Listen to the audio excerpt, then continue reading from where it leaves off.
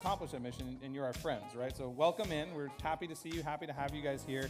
Just to give you kind of the lay of the land, if you're not familiar with how Branches does things, because we can be a little bit weird. The cafe is open the whole time, right? So if the lights go down, you can still go over there. If I'm up here talking, you can still go over there. It's okay. So we try to keep that thing stocked as best we can. But admittedly, y'all like donuts. So if you want some and there's still some over there, now's the time, because they may not be there later. Otherwise, we got bathrooms on this floor. There's a crying mother's room for all you kids out there who want your moms to settle a little bit. You can send them in there. And we got red boxes out in the front. Some of you may have been a little bit confused. I've seen a movie get dropped in there. It's not for movies. It's okay. This is I know it's a dated joke, but I just can't get over it. It's okay. Is Redbox even a thing anymore? Okay, yeah. So you can laugh. It's fine. It's fine. But that's where, if you want to partner with us financially, you can put in your physical offerings and donations there. Otherwise, you can do it in the app. Branches.tv/give is also a place you can go online. So, but if I could just invite you, now that you've all settled down, to go ahead and stand up. We're going to go ahead and start getting into our worship this morning. Okay, I'm going to be totally honest with you this morning. There is some kind of throat thing going around that is not COVID. I tested negative like 800 times. So you guys are going to sing this morning, and I'm going to try really hard to sing this morning. And if you're watching online, I don't always sound like this. So we're just going to sing a couple songs. You know, the Bible talks about singing a joyful noise to the Lord and not a good noise. And I'm super thankful in this moment, because I would probably be going to hell if it was a good noise. So we're just going to sing to the Lord this morning. I want to encourage you to sing out so your neighbor doesn't have to listen to me sing out. Yeah? Grace, what have you done? Murdered for me on that cross, accused in the absence of wrong. My sin washed away in your blood. Too much to make sense of it all. I know that your love breaks my fall. Scandal of grace, you died in my place. Oh, my soul will live. Come on. Oh, to be like you, to give all I have just to know you. Jesus, there's no one beside you. Forever hope in my heart. There it is. Come on.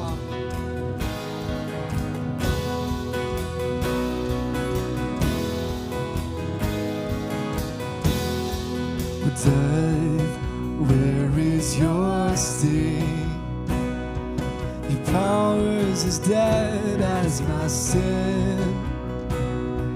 The cross has taught me to live, and mercy in my heart now to sing the day and its troubles shall come. Know that your strength is enough. Scandal of grace, you died in my place. So my soul will live. Sing it out. Oh, to be like, to give all I have just to know you. Jesus, there's no one beside.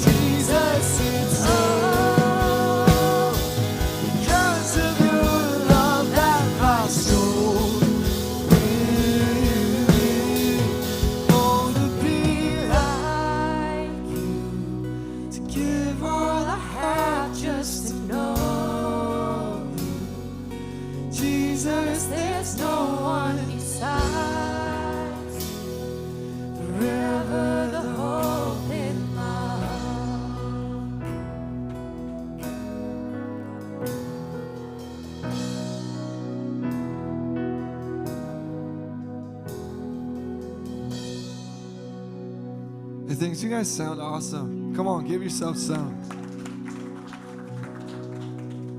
All right, don't check out that we got like 3 more songs, so keep singing. I love you, Lord. Oh, your mercy never fails me. For all my days, I've been held in your hands. From the moment that I wake up until I lay my head, I will sing of the goodness of God. Come on, beautiful, sing that again. I love you, Lord. Oh, your mercy never fails me. For all my days, I've been held in your hands. From the moment that I wake up until I lay my head, I will sing of the goodness of God. Come on, let it rise this morning. All my life, and all my life you have been faithful. And all my life you have been so, so good. With every breath that I am able, I will sing of the goodness of God. I love your voice. You have led me through the fire in darkest night. You are close like no other. I've known you as a father.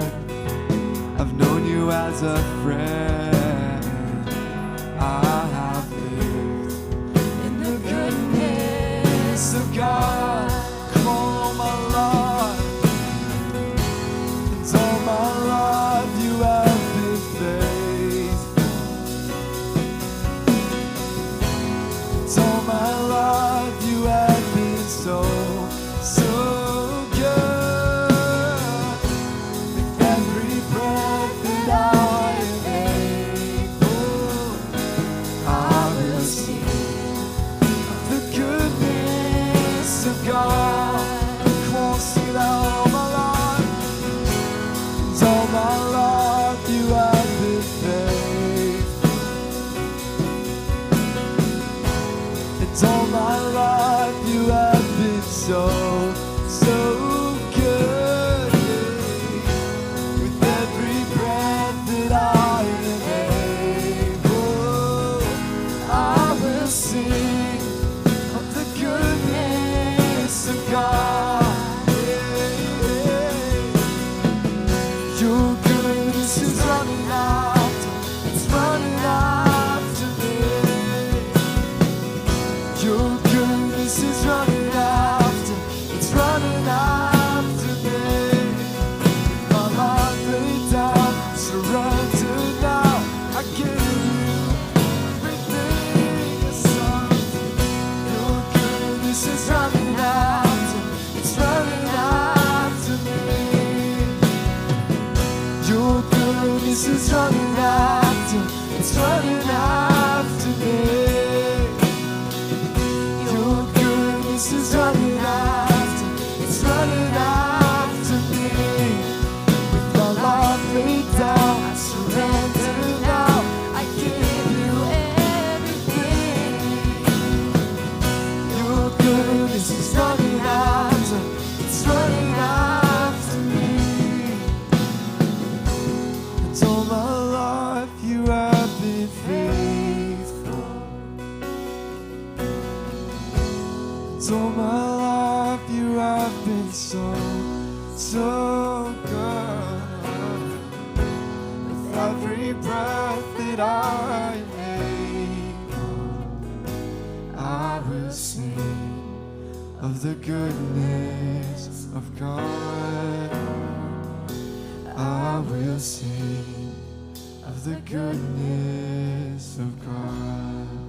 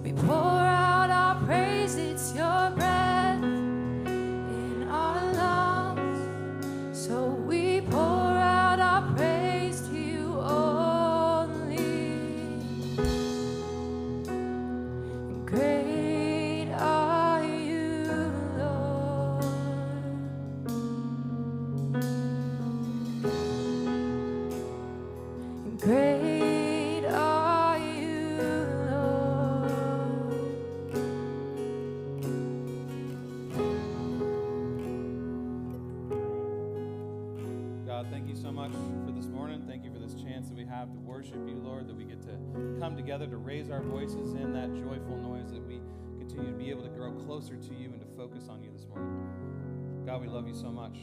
We praise you in your holy name. Amen. Y'all may be seated. Thank you so much for coming. You got me again? Haha.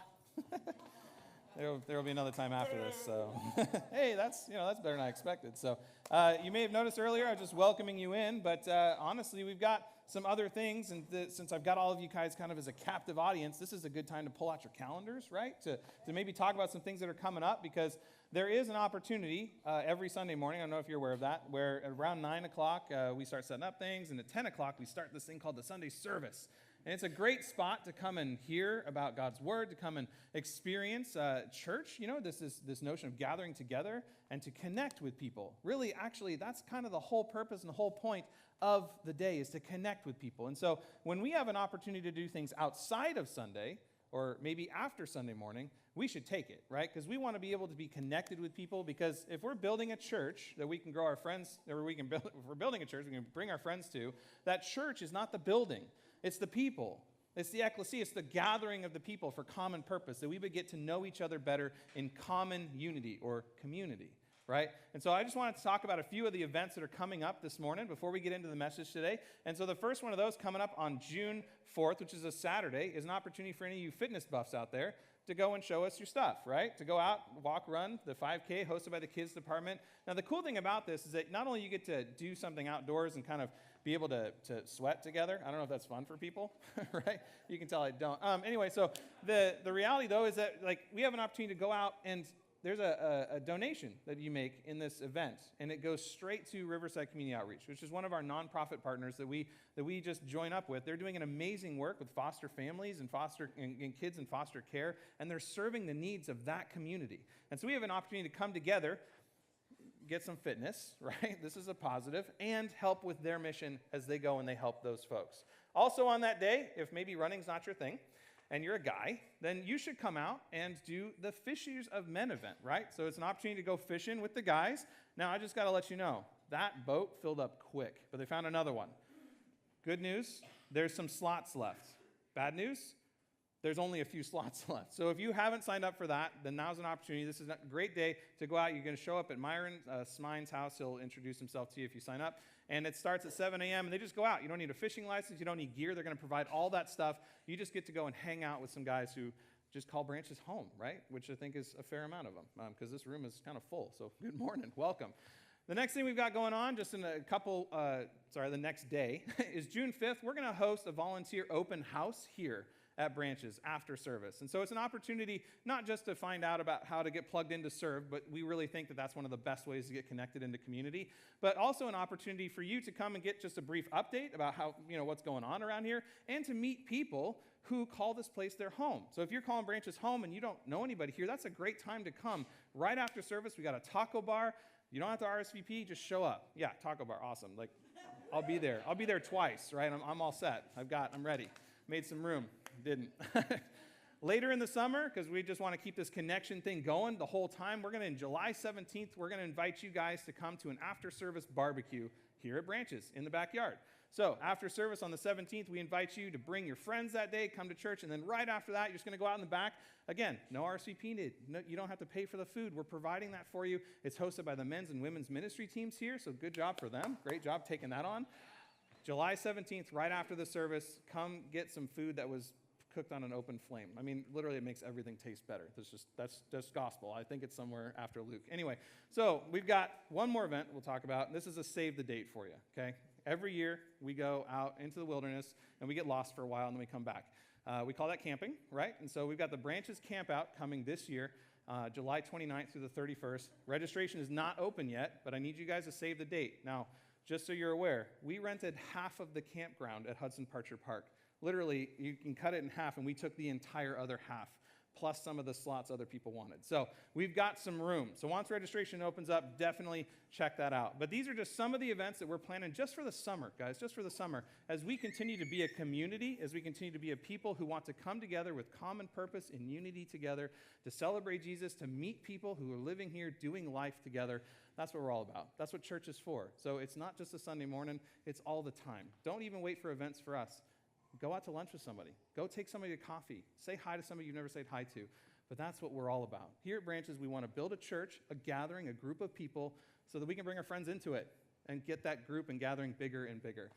We're going to start a new series today. It's going to start talking about us getting closer to God in a special, kind of unique way that He gave us the power to do so. Before we start that, check this out.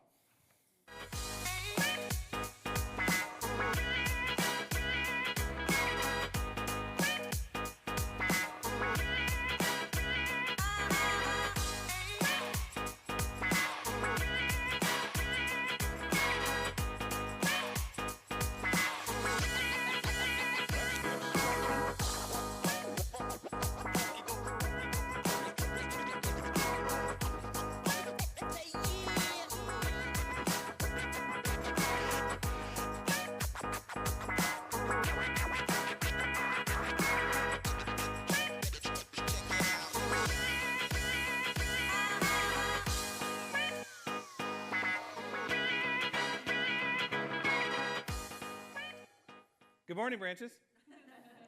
Long time no see. I thought about changing shirts in between. That would have been too silly. But my name is Mike Curl. I don't think I introduced myself earlier, so my apologies for that. I am the service programming and communications director here at Branches, one of the pastoral staff. And a little fact about me, I made my family, when I was in 1982, change our last name so that it would match my hair. So that way you guys could remember later on. So every week you guys are going to get a new one. But this week we're starting a new series called Let's Talk. Let's talk. And now that might seem like maybe I'm talking about you and me, and a little bit, right? I'm going to be up here on stage, and every now and then we'll just be doing that lean forward. Let's talk. Sandra, let's talk. And it'll be awkward for most of the rest of the rooms not named Sandra, but for those of you who are, great connection time, right? Just perfect. But otherwise, this series is all about kind of opening up a line of communication, a unique way for us to be able to talk to the Father, talk to Jesus, talk through the Holy Spirit, and just get a perspective sometimes to be able to receive comfort in order to just move our relationship further forward. Because there's one thing I know about all relationships, that the backbone to a strong relationship is the line of communication that's built upon. And so if we want a strong relationship with anybody, but most of all God, we're going to need to kind of increase that channel, increase the flow of that tube, make it bigger, right? The internet is a series of tubes. We've got to make it bigger, more bandwidth, all that stuff going through there. And so today, we're just going to start this series off. We're just going to jump right into one of my favorite things talking about is death and depression and sadness and grief. Did I do that right?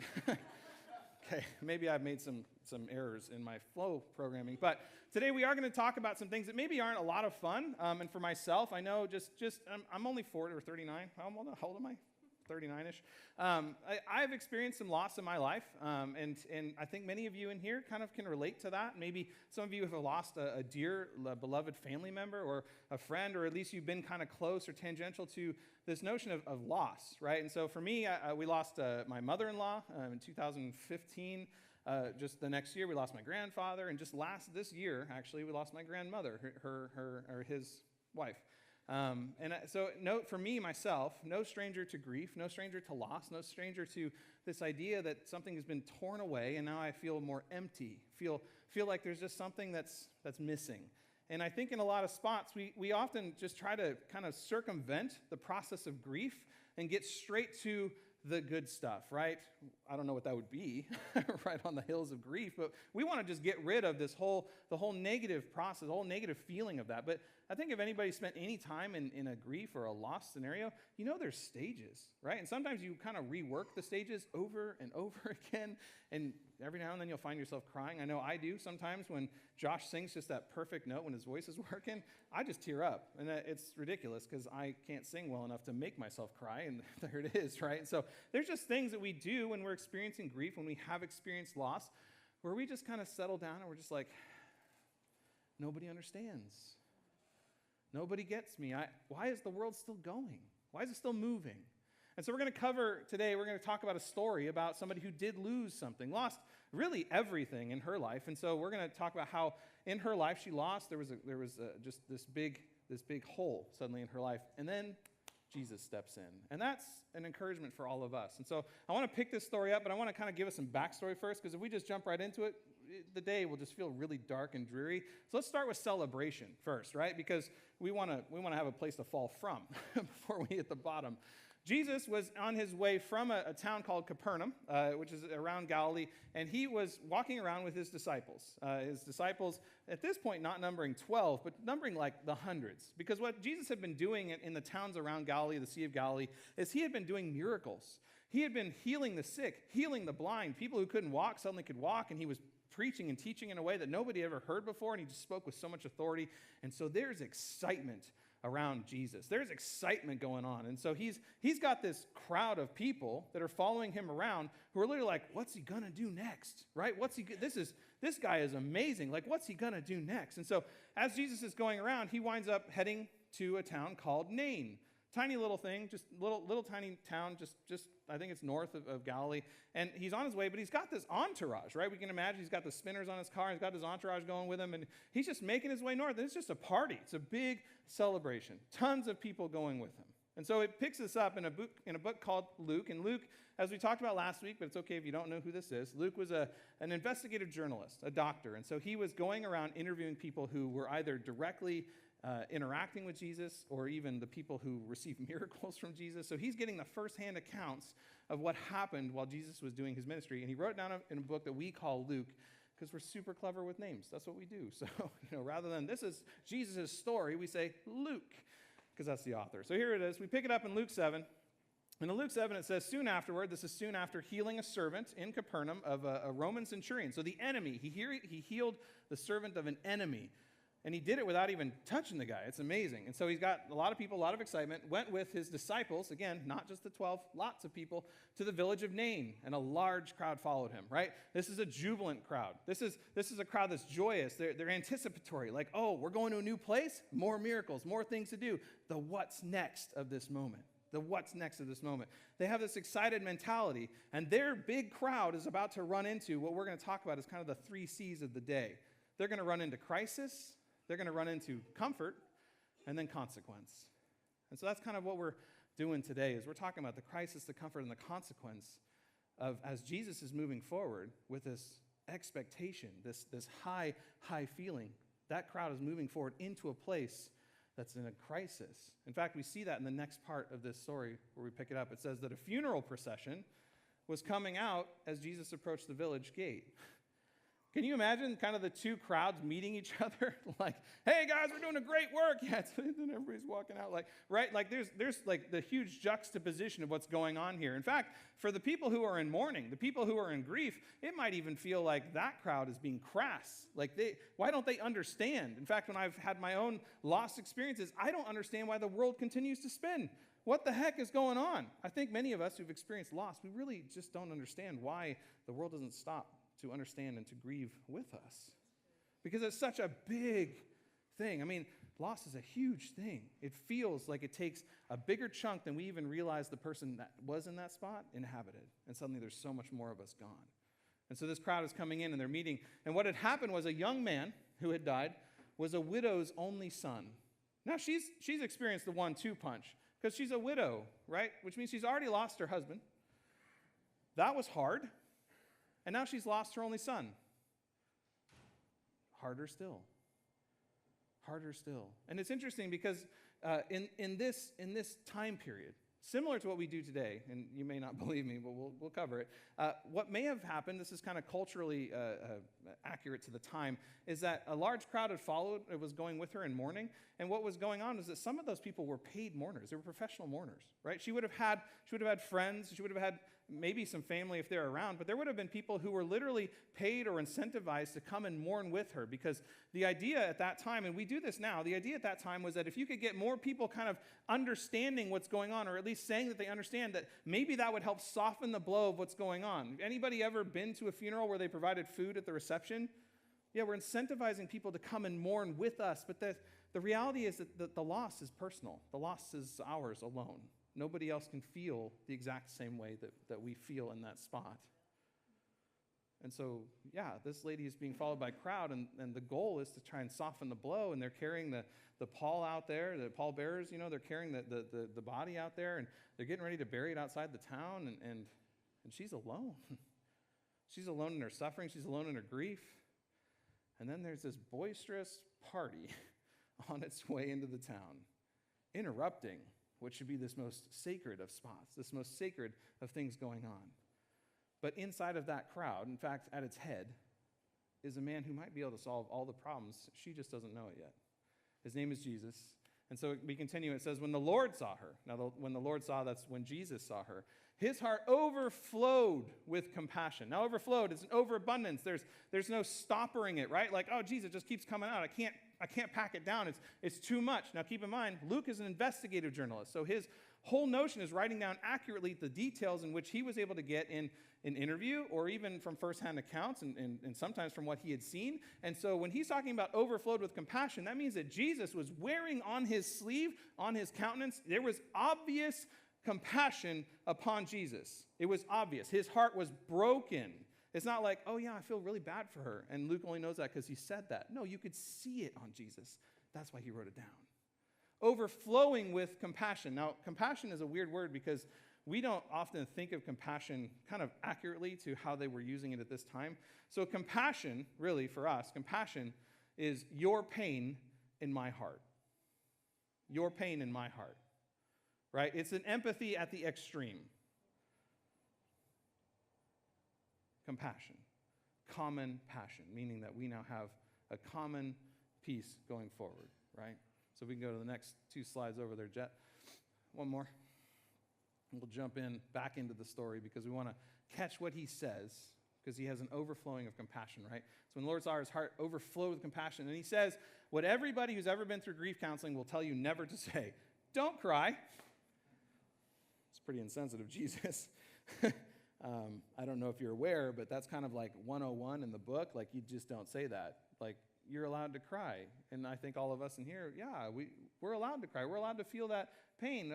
Jesus, you're a little insensitive. You're kind of missing the point here, right? This is bad grief counseling. Jesus, you're supposed to be the guy who's good at this stuff. What do you mean, don't cry? The thing is, guys, if we're crying, it's because we've experienced a loss we don't know what to do with. And if somebody were to tell us not to cry, they should be able to solve that for us. And so any human being telling you not to cry, they're in error. They're wrong. And you're right to kind of be upset about that. Like, what do you mean don't cry? Like, you have no idea what I'm going through. The thing is, it's Jesus. The thing is, he's the guy who actually can do something about it. And so when Jesus says don't cry, oh, there might be some hope on the horizon for that. There might be something going on. And so he continues, he says, then he walked over to the coffin and touched it. Ooh, all right. Jesus has led this crowd of people who are celebrating, they're excited, they're seeing what's going on, and then he's just told a widow not to cry. Social faux pas going on. Then he goes over and he touches the coffin. Now, there's a reason that the pallbearers are carrying it on basically this platform and they're not touching it because they don't want to be defiled. Because in that culture, that time, anything that had to do with death and you touched it, you defiled yourself. You made yourself unclean. And so the people carrying the casket are specially selected, and they build this little tray, basically, and they put the casket on there, and then they go through ritualistic cleaning for themselves, and they pick up this tray. Now, the tray is okay, and they can carry that. And that's what they're doing. But Jesus skips that whole thing. He just goes over and he touches the casket. He touches the thing of death. And so now the crowd that's been really excited to follow him is probably looking at him being like, you're a lunatic, right? Like, what do you mean? It gets worse because then after the pallbearers stop, right after the pallbearers stop, he says, young man. Okay. Jesus tells the widow not to cry. She just lost her own son. He then goes and touches the dead body, basically. And then he starts talking to the dead. Who does that? Lunatic, right? This crowd would be confused. Both crowds at this point are probably looking on in shock and maybe some awe, but mostly shock, because he says, young man, I tell you, get up. The thing is, the boy did it. Then the boy sat up and began to talk. Didn't just sit up as like a zombie. He sat up in full life. He sat up in full faculty, full ability to be alive. And so Jesus gave him back to his mother. This is a miracle. And typically, this is where we focus in this story. Normally, this is the part where we're like, oh yeah, Jesus, he raised the dead. Like, he's 3 for 3. Nice job, buddy, right? The thing is, there's a consequence that happens from this, right? Like this is the crisis. Now we seem to have found the comfort. We seem to have found the comfort that Jesus presented back to the mother, the thing that she had lost, the thing that she was really pining for, that she was hoping against hope that somehow would be restored to her. She had no idea it'd be Jesus. She had no idea it'd be possible. So she was crying and she was in grieving for the thing that she knew that she wanted desperately, but knew that she also would never get. And it's in this space that Jesus stepped in and provided a comfort that only God can provide. A comfort in the midst of grief, in the midst of loss, that only he could provide. Now, I'm not saying that we're guaranteed a resurrection of the people that we lost. That's not what I'm saying, because Jesus stepped into that space and he provided a very special comfort for her and the thing that she needed. And he knows what each of us needs. He knows how to approach each of us. He knows how to step into a spot that we're having trouble with, that we don't know what to do with, that we don't know how to handle. And he knows exactly what to do in that space if he's given the freedom to move. If he's given the space in our lives to treat with us, to help us, to be with us. He had the advantage that he could just interrupt the funeral procession. With us, he has the advantage that we can have a personal relationship with him, and we don't have to wait for him to show up physically. He can interact with us now. The thing, though, is that whenever Jesus shows up, no matter how he shows up, physically or in some sort of communication or a peace that surpasses understanding, like as I have experienced in the recent loss of my grandmother, you would not believe just the amount of just joy I had for knowing that my grandma's home now. I got to skip the tears process. Am I sad? Yeah, I miss my grandma. I'm totally sad about that. But man, I can't even explain to you why I was filled with joy as we were putting her in the ground.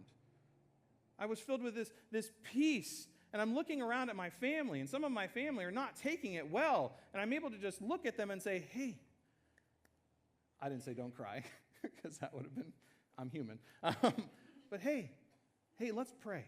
Hey, let's talk about this. And you're getting that weird look, right, in that space, because I'm providing this weird comfort in a spot that doesn't make any sense. I should be blubbering. I'm one of the oldest cousins. I'm literally one of, I'm important in the family or whatever, however that structure works. I know it's awkward. But, I've just lost my grandma. One of my last living grandmothers is gone now. I'm not going to see her on this side of heaven. And I'm filled with joy at what she's getting to experience. I'm filled with peace, and I'm filled with compassion for other people in that space because I actually do know what they're going through.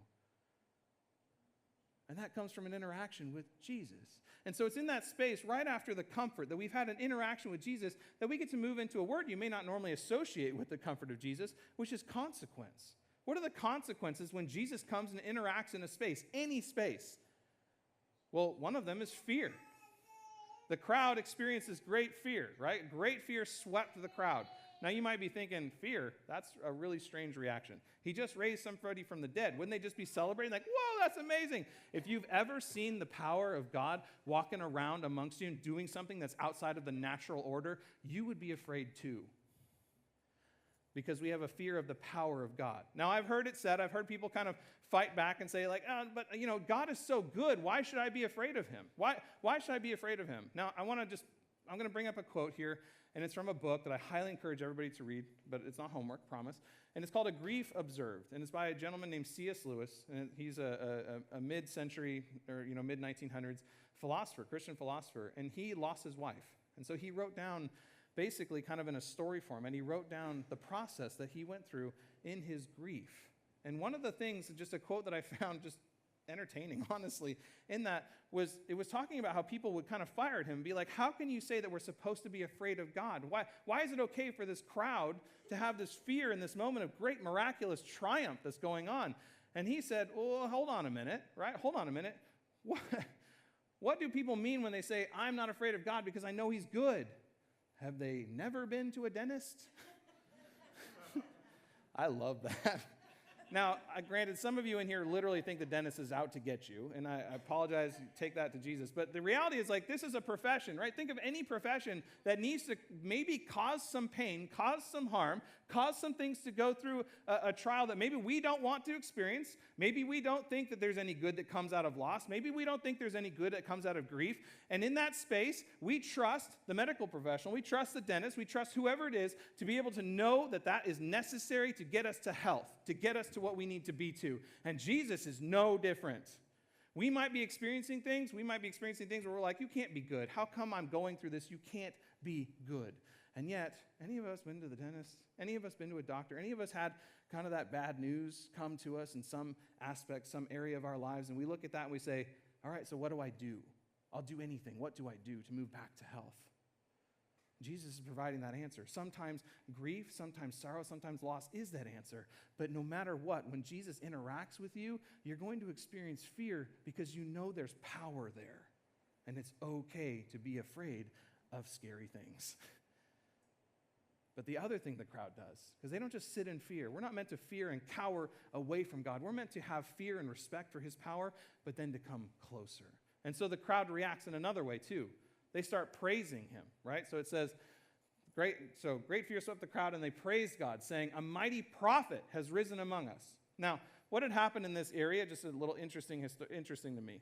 Just preface that, so maybe this isn't interesting to you. Interesting to me, 900 years before, a prophet named Elijah had raised a boy about 1 or 2 miles south of here in a town called Shunem.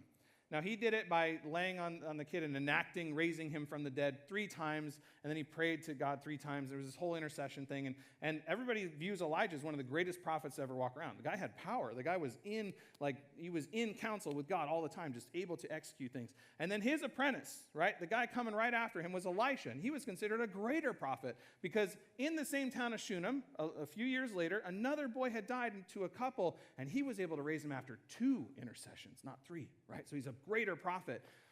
And then here comes Jesus showing up. He just touches the cast. He's like, get up.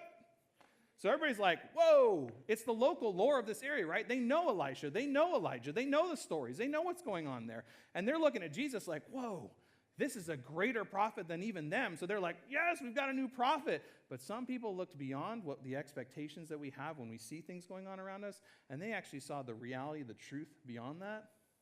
And so some people didn't just stay with the prophet. They said, God has visited his people today.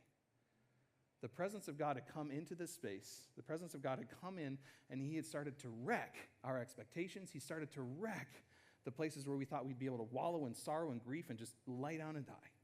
And instead he came in and he provided compassion, unending peace, and comfort in a space that defied all expectation and understanding.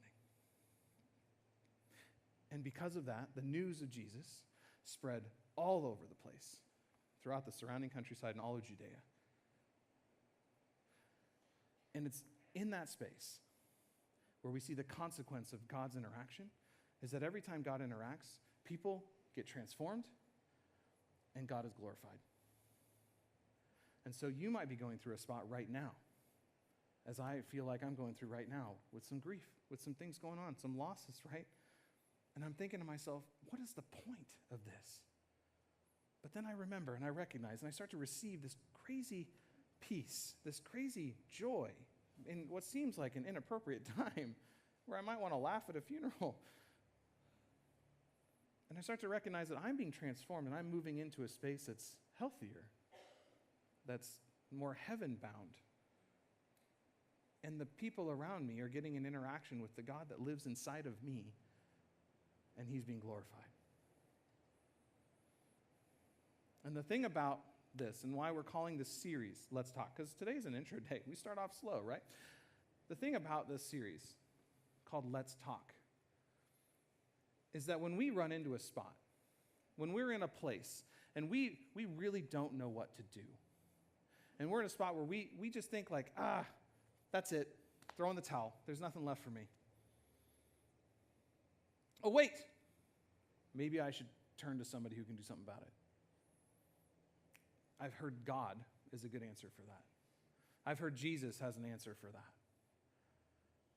We live our lives sometimes thinking that gap between when we experience the thing and the time when we need to rely upon and call upon the relationship with Jesus needs to be there, that there needs to be a gap there.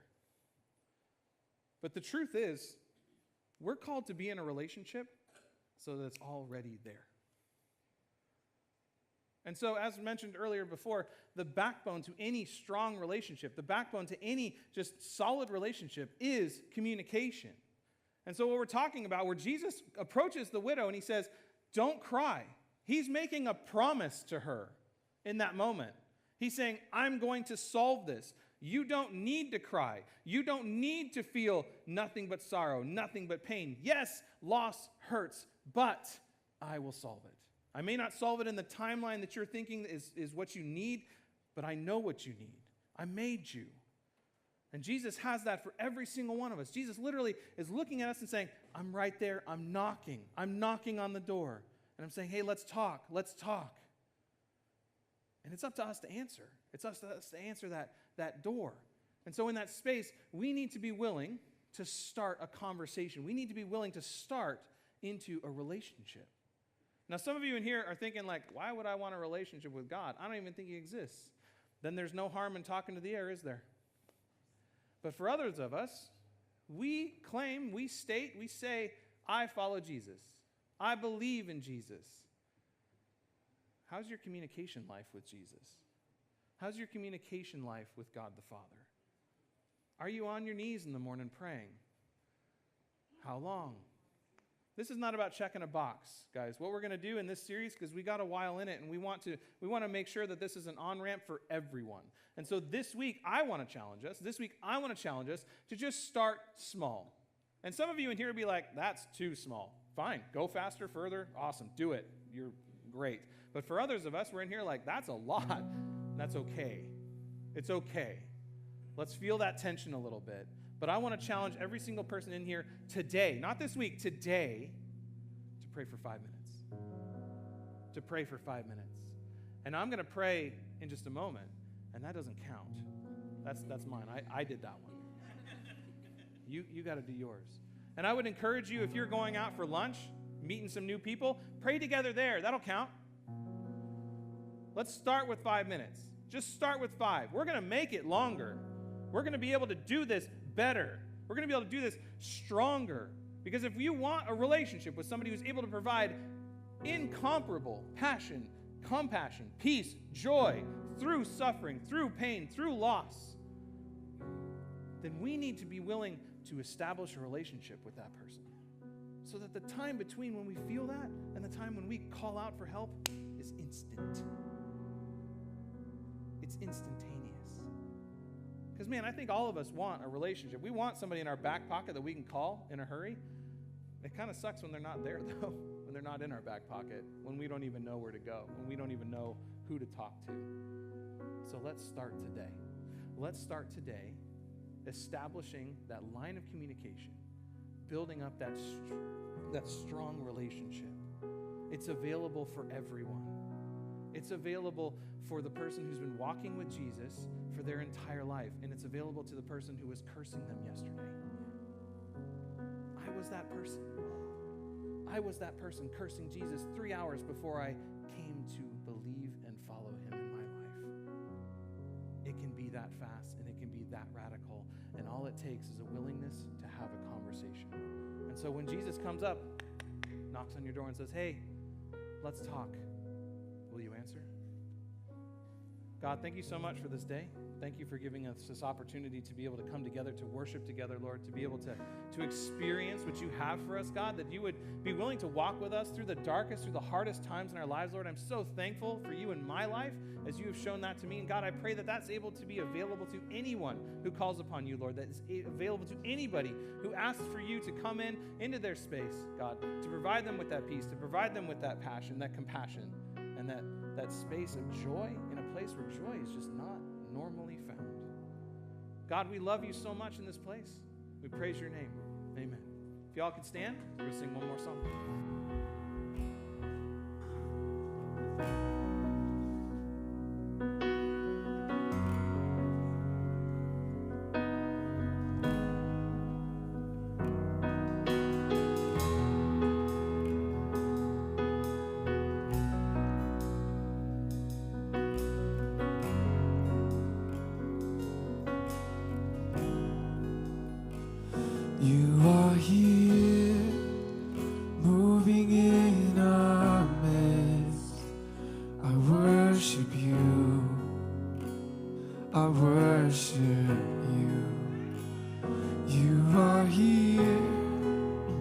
working in this place. I worship you. I worship you. You are here, moving in our midst. I worship you. I worship you. You are here, working in this place. I worship you. I worship you. Come on, sing out Waymaker. You are Waymaker, miracle worker, promise keeper, light in the darkness, my God, that is who you are. You are waymaker, miracle worker, promise keeper, light in the darkness, my God, that is who you are. You are here, touching every heart. I worship you. I worship you. You are here, healing every heart. I worship you. I worship you. You are here, turning lives around. I worship you. I worship you. You are here, mending every heart. I worship you. I worship you. 'Cause you are waymaker, miracle worker, promise keeper, light in the darkness. My God, that is who you are. 'Cause you are waymaker, miracle worker, promise keeper, light in the darkness. My God, that is who you are. You are waymaker, miracle worker, promise keeper, light in the darkness. My God, that is who you are. Waymaker, miracle worker, promise keeper, light in the darkness. My God, that is who you are.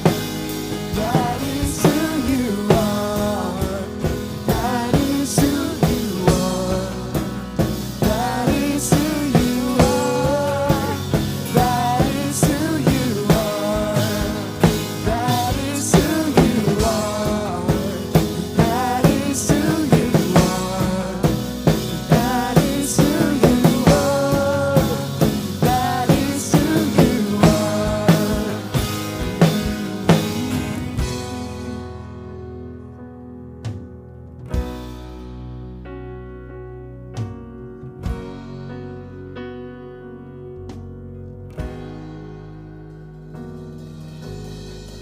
Even when I don't see it, you're working.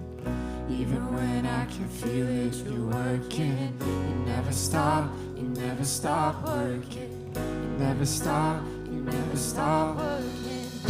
Even when I can't see it, you're working. Even when I can feel it, you're working.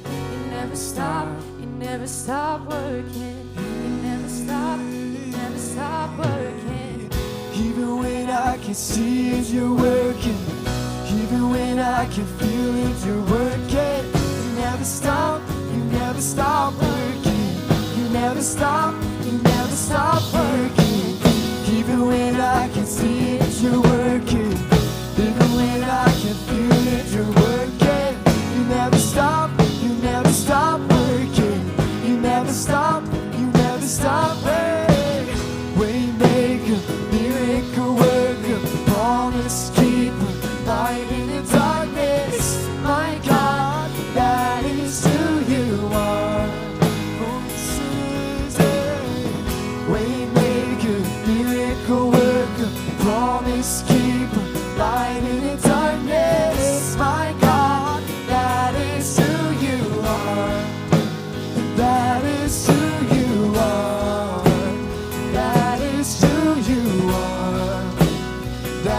is who you are.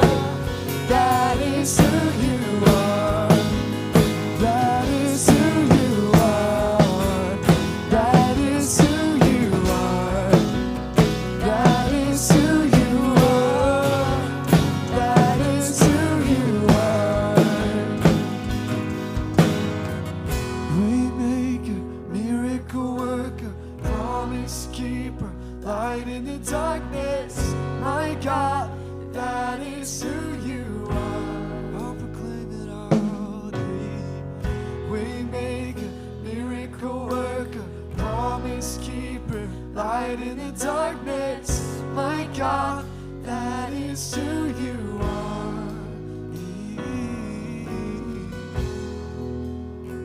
Yes, God, we just declare that you are a way maker.